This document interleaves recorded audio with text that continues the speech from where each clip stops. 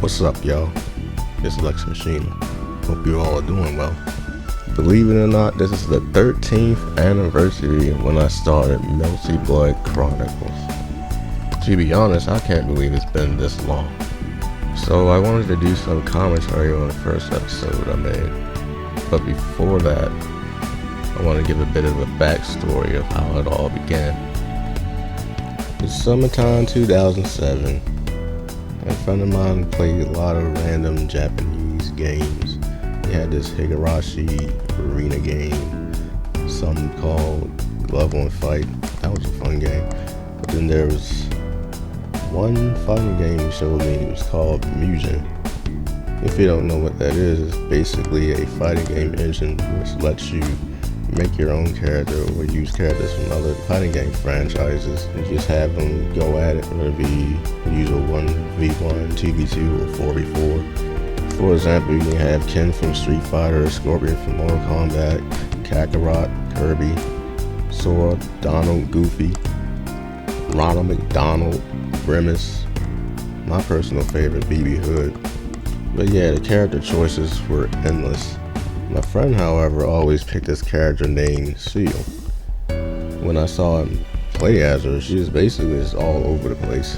Flipping out, throwing knives, jumping off walls, casting specials into other specials, into another special. She was like my type of character. So I was like, where did she even come from? Oh, she's from a game called Melty Blood. So we check out more Melty Blood characters, and I do remember saying that they're the most generic looking characters I've ever seen in the fighting game.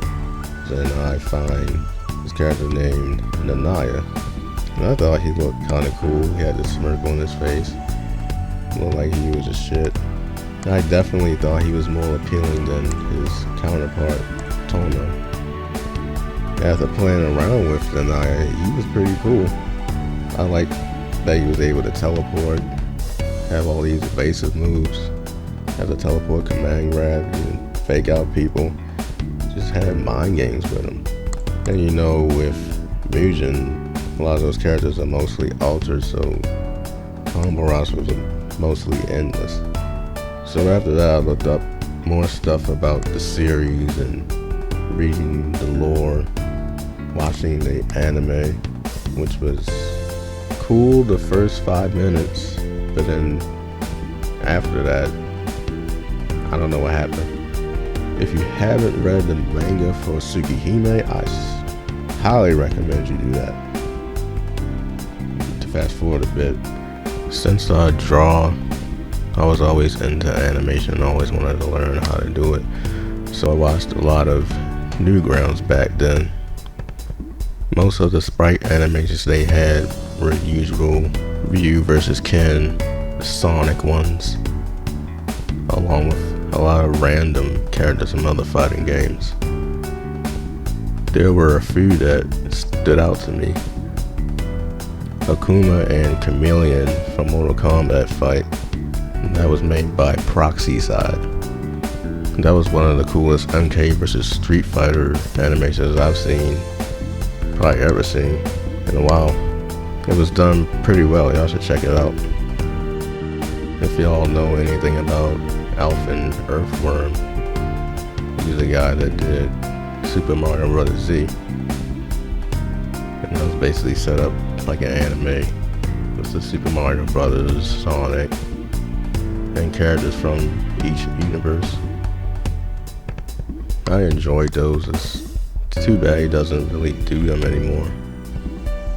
I think the last episode was like 8, and that was years ago. Of course, last but not least, Monty Ohm. Everybody should know about him by now. His work was amazing. That's not to say that the other people's work weren't good, but it's like every time he put out a video, it just topped the other one. I really liked his Road series before he started to do Haloid and Dead Fantasy. But yeah, this man's a beast. God rest his soul. I looked at a lot of Melty Blood combo videos too. A couple that stood out to me was one by Black Cat. The video editing for that was on point to me. The transitions were great, the music were great. The way they structured it was pretty good.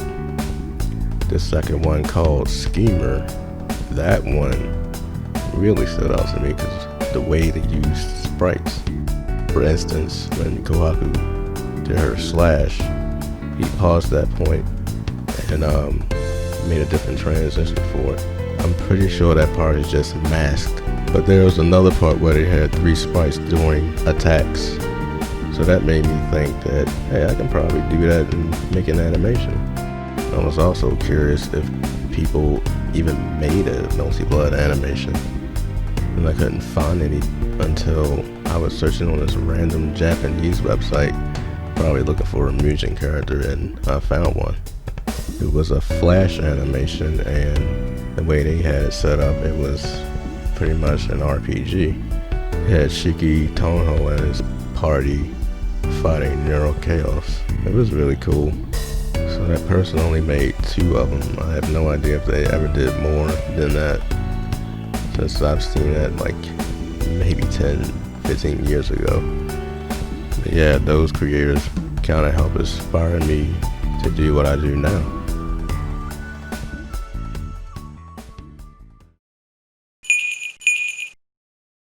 This episode is a continuation of the Mugen video I did of Shiki, Nanai, and Tono. I didn't have too many plans as far as story. I just wanted them to fight and do cool stuff.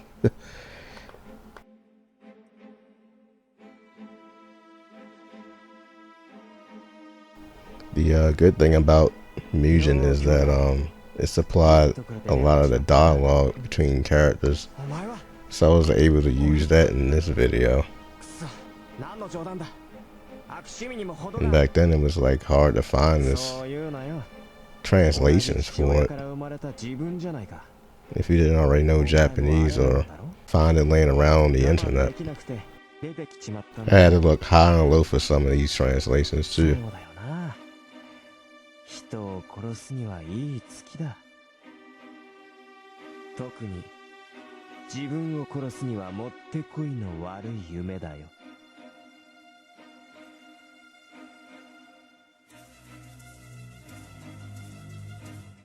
re-recorded these 2 fighting again with Mugen. Still use the old video as well. By the way, this is my favorite remix of Parasite Eve. If y'all haven't played it, go play it. It's a good little experience. I originally planned to use Flash, but the family computer we had just couldn't handle it. Every time I tried to use it, it would just crash for no reason. And I didn't want to use Windows Movie Maker because that thing just sucked, and you were very limited to what you could even do with it. I did end up finding Sony Vegas and was messing around with that, see how it worked. Then I found out it lets you use GIF images. So at that point I was finally ready to actually animate something. This is my favorite Versus song from Melty anyway. This is where the animation sort of kicks in. This track fit the situation so perfectly. And this is from Witch Hunter Robin. And I know it didn't finish the anime, it was kind of boring. Looking at this now, I don't know how I made this work as far as the limitations I had. Alright, so the trial version of Sony Vegas only lets you have 3 tracks of audio and video. So at first I only was able to put a background and 2 characters, so I had to find ways to get the characters on and off the screen. I don't know if y'all noticed, but during the animations the characters move kind of jittery at times. Sometimes the sprite would pop in and out depending on what they're doing. For example, here you see this frame where the Naya is about to do his last arc, and you see like 2 different sprites behind him. And I swear this program was selective of when it would do it. It was like sometimes it was smooth and a lot of times it wasn't. I'm not sure why Sony Vegas was like that at the time. Thankfully, it's not like that today. So a lot of sprites come off looking kind of weird because of the way I had to implement them. There's this program called Fighter Factory, which was a extension to Mugen. The good thing about that program is with each character, everything was pretty much there for the sprites, the sound effects of the character. So it's just easy to rip and use. And that process is very long and tedious.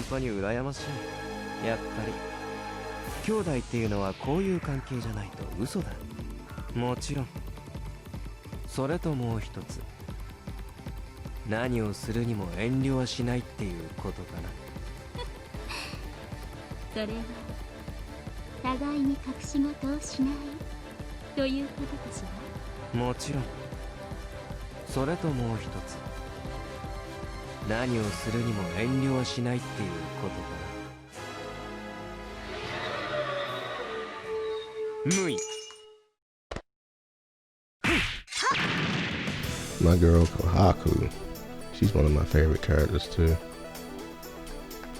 I definitely plan to have her as like the comic relief of the series. At first I kind of wanted to do 2v1, but nah, I couldn't do it. Vegas wouldn't allow me. The same situation where I can't have more than 3 characters on the screen. That's why you see him pop out like that.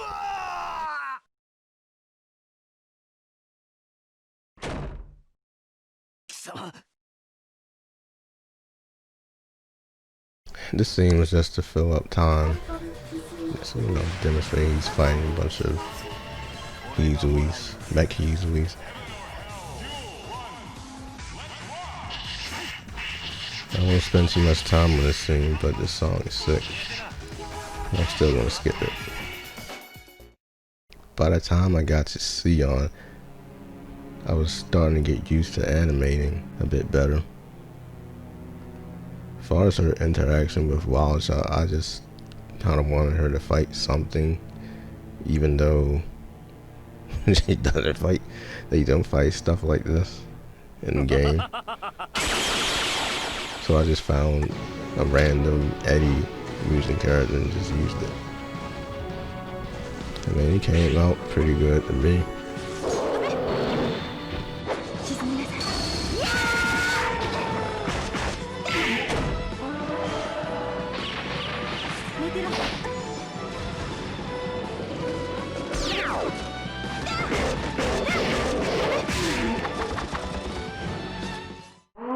The manga slides are a bit of a staple for me because, you know, the manga is awesome.